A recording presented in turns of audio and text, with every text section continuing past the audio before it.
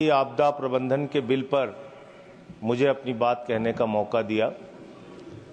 मान्यवर,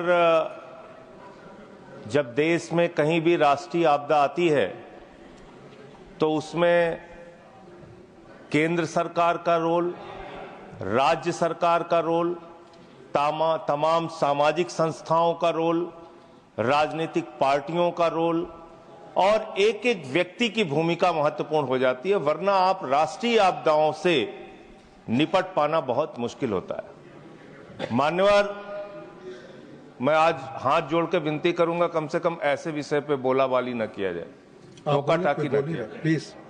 प्लीज आप बोले, ये ठीक नहीं है।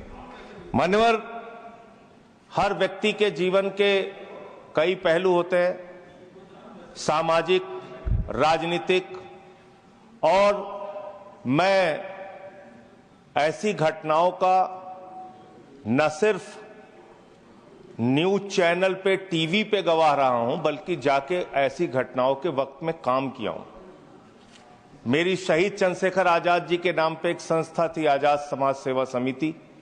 उस वक्त भुज का भूकंप आया था मान्यवर, और उसमें जो घटना हुई थी बहुत ही पीड़ादायक कि 26 जनवरी का दिन था, बच्चे गणतंत्र दिवस का जुलूस लेके निकल रहे थे और भूकंप आया, उसकी चपेट में बहुत सारे बच्चों की मौत हो गई थी।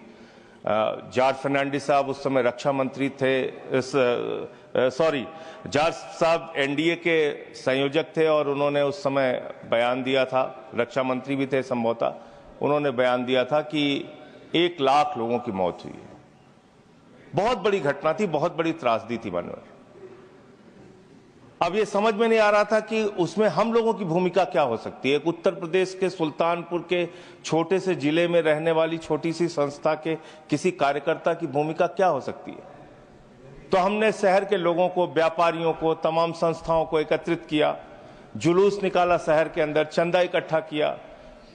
अब आगे सामग्री की क्या जरूरत है वहां, क्योंकि बहुत सारी सामग्री, गुजरात में उस वक्त खबरें आने लगी कि पूरे देश और दुनिया से बहुत सारी सहायता सामग्री वहां पे पहुंचने लगी, और ये भी खबरें आने लगी कि उन सामग्रियों का सही रूप से सदुपयोग नहीं हो पा रहा है। हमने हेल्पलाइन खोजा कि कहां से बात की जाए जिससे उनकी मदद हो सके। अहमदाबाद की एक संस्था मिली, कच्छी जैन सेवा समाज। कच्छी जैन सेवा समाज के लोगों से मैंने संपर्क किया, उन्होंने कहा यहां पे टेंट की जरूरत है, ज्यादा से ज्यादा टेंट लेके आइएगा, और कुछ चीजें उन्होंने लिस्ट दी, बाल्टी लेके आइएगा, इस तरह की चीजें उन्होंने, जो जरूरत थी उस तरह की चीजें उन्होंने लिख के दिया।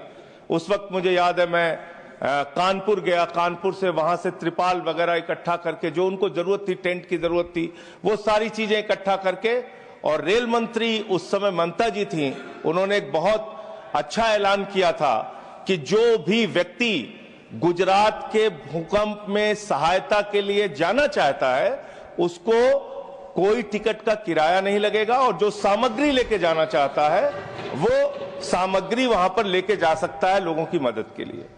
तो हम लोगों ने अपना एक जत्था तैयार किया।